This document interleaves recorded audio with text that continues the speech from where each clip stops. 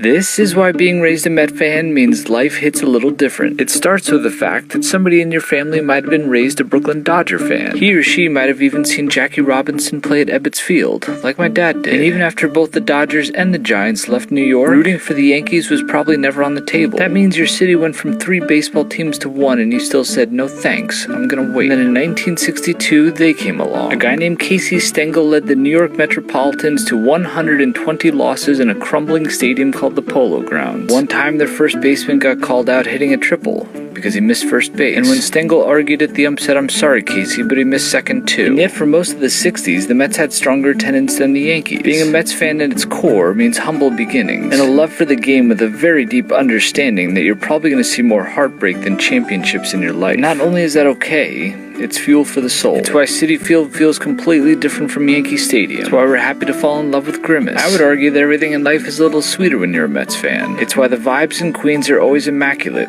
going back to Shea Stadium and back to Manhattan at the Polo Grounds. We know what catastrophe looks like. We can smell it in the batter's box. This is all to say why October 18th, 2024 felt so good. And the fact that they're playing the old Brooklyn Dodgers, just a little bit of the history of the game and who we are. It's why after taking the 7 to the F to get home, you're immediately putting on the highlights. Who knows what'll happen from here? But it's all good when you're able to say,